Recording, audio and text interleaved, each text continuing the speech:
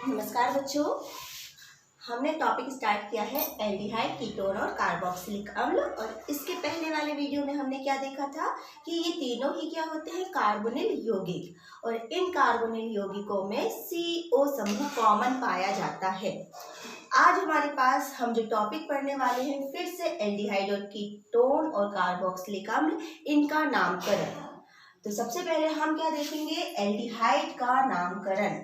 Aldehyde, सामान्य रूप में एल्डिहाइड का नामकरण हम इसे एल्डिहाइड कहते हैं, या फिर कार्बन से एल्डिहाइड जुड़े होते हैं तो उसे कार्ब एल्डिहाइड भी कहा जाता है। कार्ब एल्डिहाइड भी कहा जाता है, कार्ब एल्डिहाइड। लेकिन जब हम IUPAC नाम की बात करते हैं तो IUPAC नाम इसका हो जाता है एल्केनल। IUPAC में इसे क्या बोलते हैं, एल्केनल। मतलब एल्केन में क्या जोड़ दिया गया है, अल जोड़ दिया गया है, तो वो क्या हो जाता है, एल्केनल। और जो एल्डिहाइड है वो है क्या, हम पढ़ चुके हैं RCHO को हम कहते हैं एल्डिहाइड। RCHO को हम एल्डिहाइड कहते हैं। यहाँ पर जो R है उसमें जो कार्बन है डबल बॉन्ड ऑक्सीजन के रूप में और हाइड्रोजन इस प्रकार से जुड़ा होता है। तो ये जब इसका हम नामकरण करते हैं, सामान्य नाम एल्डिहाइड या कार्बेल्डिहाइड, और IUPAC नाम क्या हो जाता है, एल्केनल। तो इसके जो मुख्य सदस्य हैं उनको हम देखेंगे, उनके नाम और उनके सूत्र और उनके IUPAC नाम। तो आप एक टेबल बना लें सूत्र की। सेकंड हमारे पास है सामान्य नाम और थर्ड टेबल हमारे पास है IUPAC नाम। IUPAC नाम।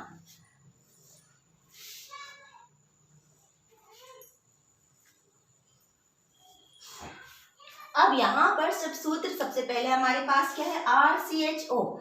यहाँ पर कार्बन ऑलरेडी एक कार्बन है, तो कार्बन एक है, तो यहाँ पर हम पहला जो मेंबर बनाते हैं वो RCHO। R की जगह हमने हाइड्रोजन रखा। RCHO, इसका जो सामान्य नाम है वो है फॉर्मेल्डिहाइड। फॉर्मेल्डिहाइड। दूसरा, हमको कार्बन की संख्या 2 करनी है, तो H की जगह हम रखते हैं CH3CHO। कितने कार्बन हो गए, एक और एक, 2। इसका जो सामान्य नाम है वो आप नोट कर रहे हैं, एसिटैल्डिहाइड। एसिटैल्डिहाइड।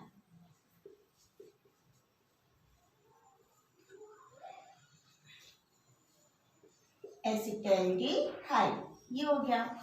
नेक्स्ट, 3 कार्बन के लिए हम श्रृंखला बढ़ाते जाते हैं, CH3CH2CHO। तो ये क्या हो जाएगा, प्रोपेल्डिहाइड। प्रोपेल्डिहाइड। और फिर इसी प्रकार से कार्बन 4 कर ले, तो 4 कार्बन जैसे मैंने लिखा C3H7 CHO। 3 कार्बन ये और एक ये जो संघनित श्रृंखला बना दिए, तो जो 4 कार्बन हो जाएंगे तो उसका नाम क्या हो जाएगा, ब्यूटेल्डिहाइड। ब्यूटेल्डिहाइड। तो ये जो 4 मेंबर है, इन चारों मेंबर के ये हुए सामान्य नाम। अब हम जब IUPAC नाम देखते हैं तो IUPAC नाम में एल्केनल, मतलब एल्केन में क्या जोड़े हैं हमने, अल जोड़े हैं। तो ये एक कार्बन क्या होता है, methane, 2 carbon ethane, 3 carbon propane और 4 कार्बन ब्यूटेन। बस इनमें हमको अल जोड़ना है। तो यहाँ पर जो फर्स्ट हो जाएगा मेथेन से हो जाएगा मेथेनल। सेकेंड हमने कहा एथेनल है, तो एथेनल, एथेन में क्या लगा दिया हमने, अल लगा दिया, एथेनल।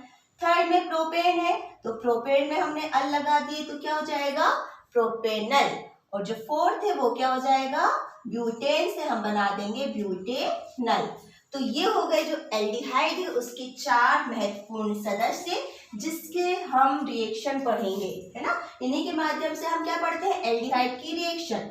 हम पढ़ेंगे मेथेनल की रिएक्शन, एथेनल की रिएक्शन। तो सबसे पहले आपको नाम और सूत्र बनने चाहिए, तो आप इस टेबल को लिख लें और इनके नाम, सामान्य नाम, IUPAC नाम और इनके सूत्र ध्यान से देखें और समझें और याद करें। तो फर्स्ट किसका नामकरण हमने देखा, एल्डिहाइड का। दूसरा हमारे पास है कीटोन। दूसरा हमारे पास है कीटोन। कीटोन का जो नामकरण है, कीटोन क्या होते हैं इसके पहले हमने देख भी लिया है कि कीटोन क्या है। फिर से अगर हम देखें तो कीटोन होते हैं RCOR, RCOR मतलब दो एल्किल समूह कार्बोनिल समूह से जुड़े होते हैं, इसलिए इसका सामान्य नाम हम लिखते हैं dialkyl ketone. Dialkyl ketone, ये कौन सा नाम हो गया इसका? सामान्य नाम, क्योंकि दो एल्किल समूह जुड़े हैं तो सामान्य नाम हो गया डाई एल्किल कीटोन। पर जब हम IUPAC नाम लिखते हैं तो IUPAC नाम में इसका हो जाता है IUPAC नाम, क्योंकि ये कीटोन है तो कीटोन ओन है, अंत में हम क्या लगाते हैं? ओन लगाते हैं, तो कीटोन से ये हो जाता है, एल्केन में ऑन जोड़ दे तो एल्केनोन।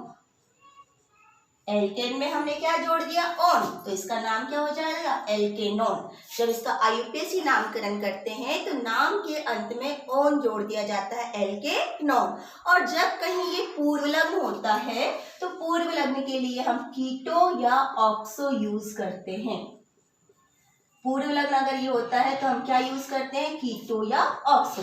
पर अभी हम एग्जाम्पल देखेंगे केवल अंत में क्या लगा है? ऑन, वो जो कि रिएक्शन में आगे आने वाले सदस्य है।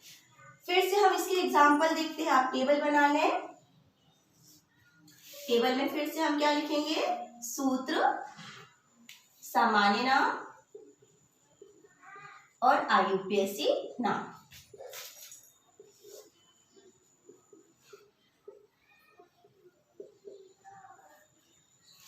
सूत्र, सामान्य नाम और IUPAC नाम।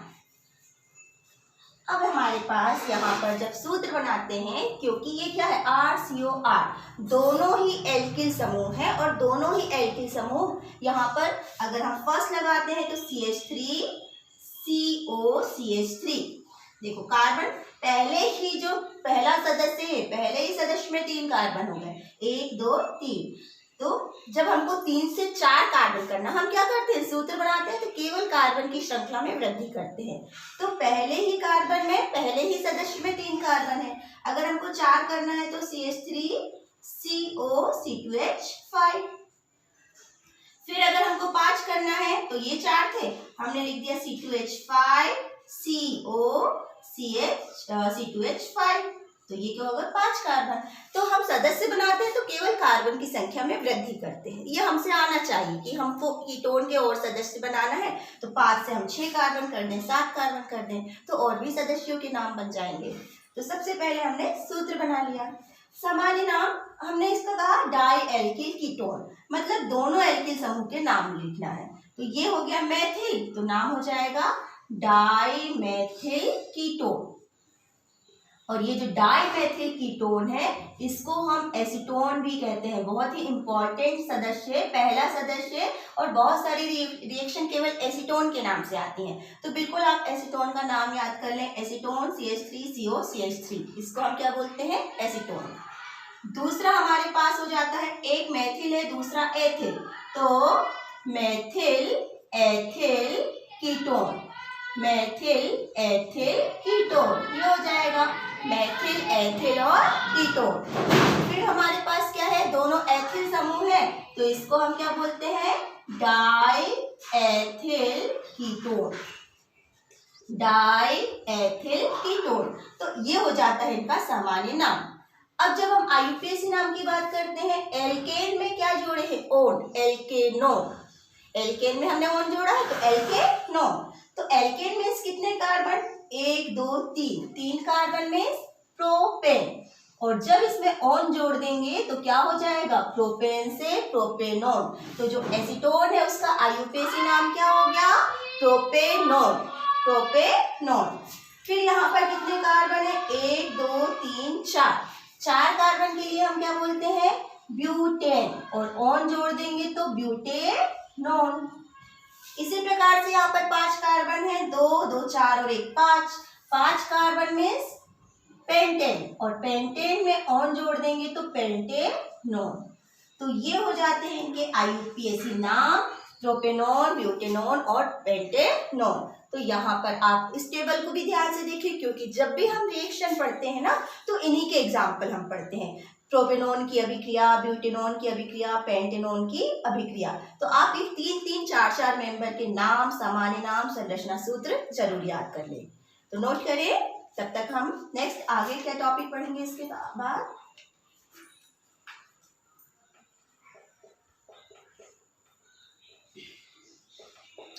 नेक्स्ट हमारे पास है कार्बोक्सिलिक अम्ल का नामकरण। नोट कर लिया आपने। हमारे पास नेक्स्ट टॉपिक है कार्बोक्सिलिक अम्ल का नामकरण। इंपॉर्टेंट है कार्बोक्सिलिक अम्ल भी, बहुत सारे सदस्य अभी तक हम पढ़ के भी आए हैं इसके, है ना। कार्बोक्सिलिक अम्ल होते क्या है, RCOOH, यहाँ पर RC डबल बॉन्ड OOH, इस तरीके से भी इसको लिखा जाता है। लिखने के तरीके आप जरूर देखें। कार्बोक्सिलिक अम्ल RCOOH होता है और यहाँ पर R कार्बन के साथ क्या होता है, डबल बॉन्ड ऑक्सीजन OH। सामान्य नाम इसका, सामान्य नाम जहां पर ज्यादातर प्राप्ति स्थान के आधार पे, इनके भौतिक गुणों के आधार पे इनको कार्बोक्सिलिक अम्ल कहते हैं और इनके अलग अलग नाम अलग अलग तरीके से लिखे जाते हैं। कार्बोक्सिलिक अम्ल, है ना।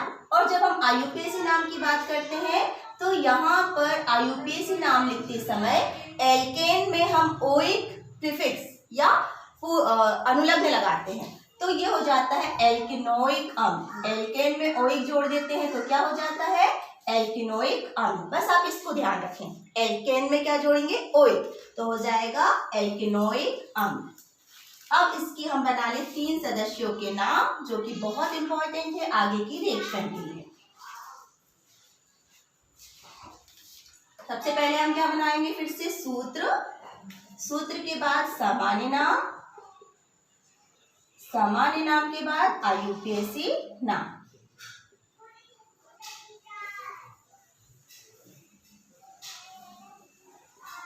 IUPAC नाम, ठीक है। तो सबसे पहला सदस्य, क्योंकि ऑलरेडी इसके पास एक कार्बन है तो R की जगह हम लिखते हैं HCOOH। ये हुआ एक कार्बन वाला सदस्य, है ना। 2 कार्बन करना है तो H की जगह हमने लगा दिया CH3COOH। 3 कार्बन के लिए हम लिख देते हैं C2H5COOH। 3 सदस्य बहुत इंपॉर्टेंट है यहाँ भी। देखो कार्बन मैंने बढ़ा है, 1 कार्बन, 2 कार्बन, 3 कार्बन, है ना। सामान्य नाम HCOH का सामान्य नाम है फॉर्मिक अम्ल, बहुत ही इंपॉर्टेंट है फॉर्मिक अम्ल। ये चींटियों में जो गंध आती है ना, वहां पाया जाता है फॉर्मिक अम्ल। दूसरे का जो है वो है एसिटिक अम्ल, चींटियों में पाया जाता है फॉर्मिक अम्ल। ऑब्जेक्टिव क्वेश्चन या जीके का क्वेश्चन है। दूसरा हमारे पास है एसिटिक अम्ल। एसिटिक अम्ल को हम सिरका भी कहते हैं, नाम लिख सकते हैं उसका सिरका, सिरके की गंध होती है। और दूसरा है प्रोपियोनिक अम्ल, प्रोपियोनिक अम्ल, प्रोपियोनिक अम्ल, प्रोपियोनिक अम्ल। अब यहाँ पे ये जो प्रोपियोनिक अम्ल है, इनके हम देखेंगे IUPAC नाम, तो हमको केवल क्या करना है, एल्केन में ओइक जोड़ना है ना। तो ये जो एल्केन मीन्स ये 1 carbon methane, 2 carbon ethane, 3 carbon propane. तो यहाँ मेथेन में हम ओइक जोड़ देंगे तो क्या हो जाएगा, मेथेनोइक अम्ल। एथेन में हम ओइक जोड़ देंगे तो हो जाएगा एथेनोइक अम्ल। तो फॉर्मिक अम्ल का जो IUPAC नाम है मेथेनोइक अम्ल, एसिटिक अम्ल का IUPAC नाम एथेनोइक अम्ल, और प्रोपियोनिक अम्ल का जब हम लिखेंगे तो प्रोपेन में ओइक जोड़ेंगे तो प्रोपेनोइक अम्ल, प्रोपेनोइक अम्ल। तो ये हो जाते हैं इनके IUPAC नाम। तो इन IUPAC नाम को आप देखेंगे, सूत्र बिल्कुल ध्यान रखें क्योंकि हम रिएक्शन पढ़ने वाले हैं, आगे जाके बनाने की विधि पढ़ने वाले हैं और इसमें ये नाम आते हैं फॉर्मिक अम्ल, एसिटिक अम्ल या मेथेनोइक अम्ल, एथेनोइक अम्ल। तो आपको पता होना चाहिए मेथेनोइक अम्ल HCOH, एथेनोइक अम्ल CH3COH, प्रोपेनोइक अम्ल ये, ठीक है। तो नाम, सबके नाम आप अच्छे से याद कर लें, सूत्र याद कर लें और भी इसके मेंबर आप बना के देखें, है ना। प्रैक्टिस, जितना प्रैक्टिस करेंगे उतना ही अच्छे से आपको रिएक्शन समझ में आएंगे। तो ये तीनों के एल्डिहाइड, कीटोन और कार्बोक्सिलिक अम्ल के नाम आप बिल्कुल इतने नाम तो रट लें और बाकी नाम की प्रैक्टिस करें। Thank you.